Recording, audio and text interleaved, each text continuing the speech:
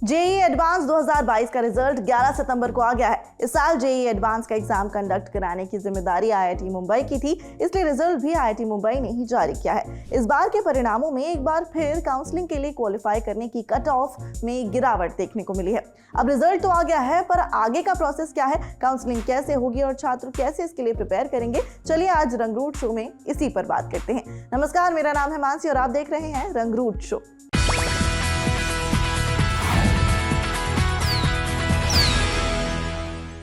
इस साल JEE advance exam के लिए कुल 1,55,538 छात्र बैठे थे, जिसमें से 40,712 छात्रों ने परीक्षा पास की है और अब ये विद्यार्थी देश की सबसे बेहतरीन कॉलेजों में शिक्षा प्राप्त कर सकेंगे। इसके लिए पहले काउंसलिंग होगी, जिसमें छात्र अपना कॉलेज चुनेंगे। जेईई एडवांस एग्जाम में इस साल जनरल कैटेगरी को छोड़कर बाकी सभी कैटेगरी के लिए कट ऑफ लुढ़क कर नीचे आ गया है और 4 साल में सबसे कम रहा।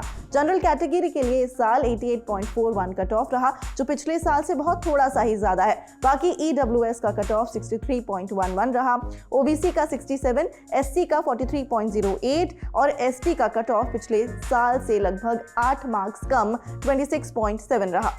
इस साल बैंगलोर की शिशिर की पहली रैंक है। वहीं फीमेल कैंडिडेट्स में दिल्ली की तनिष्का काबरा ने टॉप किया है। क्या है जेईई एडवांस? एलिजिबिलिटी क्राइटेरिया से लेकर एग्जाम और काउंसलिंग तक इसकी पूरी प्रोसेस समझिए नारायणा कोचिंग इंस्टीट्यूट के सेंटर डायरेक्टर पीयूष जैन से। आईआईटी मेंस जो है वो स्टेज 1 है आपका। जैसे हम कई सारे एग्जाम के बारे में सुनते हैं, UPSC stage 1, stage 2, stage 3, multiple stages में होता है। सेम आईआईटी भी मल्टीपल स्टेज एग्जाम है। आईआईटी मेंस उसका स्टेज 1 है और आईआईटी एडवांस उसका स्टेज 2 है। आईआईटी मेंस यानी stage 1 qualified student NIT, triple IT, GFIT या प्राइवेट कॉलेजेस के लिए काउंसलिंग में बैठ सकता है। वो उसकी रैंक पे डिपेंड करता है कि उसको क्या मिलेगा, पर इन सब के लिए वो एलिजिबल है कि इन सभी काउंसलिंग में बैठ सकता है। पर आईआईटी की काउंसलिंग में सिर्फ वही बच्चा बैठ सकता है जो आईआईटी एडवांस का पेपर क्लियर किया हो, स्टेज 2 क्लियर किया हुआ है। जेईई मेंस और एडवांस का सिलेबस लगभग सेम होता है, पर इसके एग्जाम पैटर्न में काफी अंतर है। एडवांस का कोई एक तय पैटर्न नहीं है। मेंस का पेपर जहां एनटीए तय करता है, वहीं एडवांस का पेपर बनाना अलग अलग आईआईटी संस्थानों के जिम्मे है।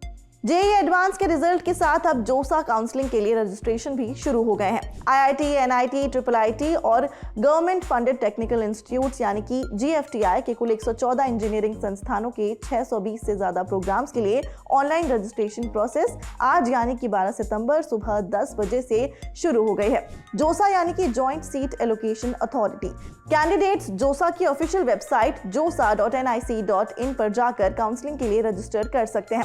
इस साल जोसा काउंसलिंग 21 अक्टूबर तक 6 चरणों में संपन्न होगी। विद्यार्थियों को 12 से 21 सितंबर तक कॉलेज की चॉइस भरने का विकल्प दिया जाएगा।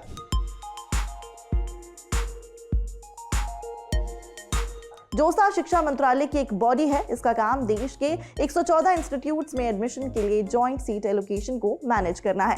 इन सारे इंस्टीट्यूट्स के एकेडमिक प्रोग्राम के लिए एडमिशन इसी सिंगल प्लेटफॉर्म के जरिए होता है। जोसा से एडमिशन के लिए कुछ क्वालिफाइंग एग्जाम देने होते हैं, जैसे कि बीई और बीटेक में एडमिशन के लिए जेईई मेंस और एडवांस क्वालिफाई करना होता है। मतलब इसे ऐसे समझ लीजिए कि जेईई एडवांस का रिजल्ट आने के बाद सक्सेसफुल कैंडिडेट्स को इंस्टीट्यूट अलॉट करने का काम जोसा का ही होता है।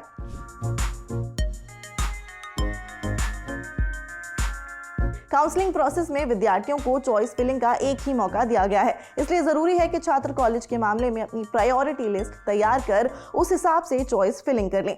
ये पूरी प्रक्रिया आसान भाषा में एक्सपर्ट से समझिए। काउंसलिंग का जो फेज है वो आज से 12 सितंबर से चालू हो गया है और लास्ट डेट रजिस्ट्रेशन का है 16।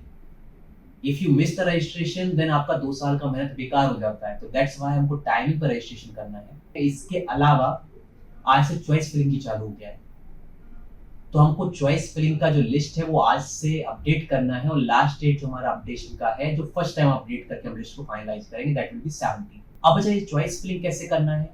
जैसे फॉर एग्जांपल मेरा रैंक है 5600, तो चॉइस फिलिंग करते हुए हम अपनी लिस्ट को 3 कैटेगरी में डिवाइड करेंगे। फर्स्ट कैटेगरी उन सारे कॉलेजेस का रैंक या उन सारे ब्रांचेस का रैंक वाइज देखेंगे जिसमें 5000 के ऊपर ब्रांच क्लोज हो गई है, 5000 के ऊपर आपका क्लोजिंग रैंक खत्म हो गया। अब हम ये क्यों फिल कर रहे हैं? ये इसलिए फिल कर रहे हैं कि जब हमने इतना मेहनत किया तो हम एक लक फैक्टर साथ में लेके चलते हैं कि हो सकता है कोई ब्रांच लास्ट टाइम 4900 पे कंप्लीट हुआ हो या क्लोज हुआ हो, इस साल 5900 पे क्लोज हो और हमारा रैंक था 5600।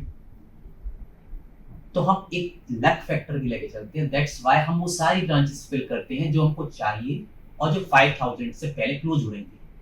यहाँ तक हमारा लिस्ट का एक पोर्शन कंप्लीट हुआ है।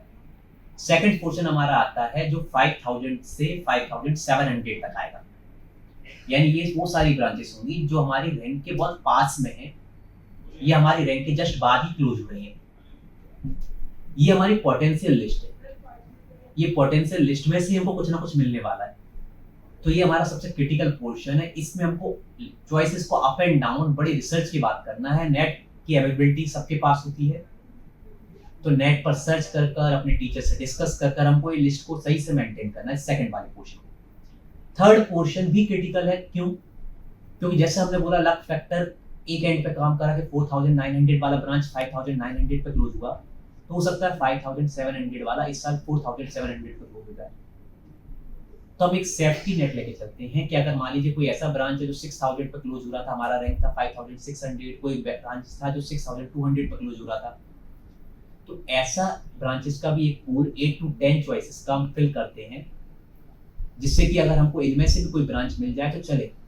पर इन ब्रांचेस का सिलेक्शन बड़ी ध्यान से करते हैं कि अगर मान लीजिए हमने ऐसा कोई ब्रांच फिल किया जो हमको रिक्वायर्ड नहीं है और वो मिल गया, तो हमको 4 साल तक वो कैरी करना होगा।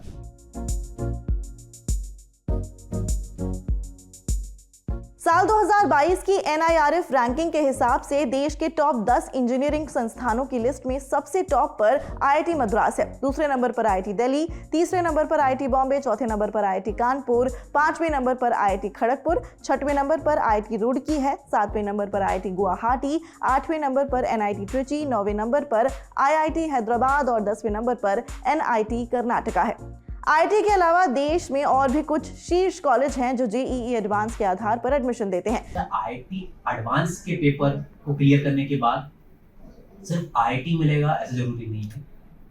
अगर आपको IIT नहीं मिल पा रहा है आपकी रैंक के अकॉर्डिंग या आपकी मनचाही ब्रांच नहीं मिल पा रही है, तो बहुत सारे ऐसे कॉलेजेस हैं जिनके लिए आप अप्रोच कर सकते हैं, जैसे IIST, one of the prestigious college of India, IISc, RGIPT, और ऐसे ही एक लंबा लिस्ट है एटलीस्ट 10 to 12 कॉलेज का जो बहुत ही रेप्यूटेड कॉलेज है।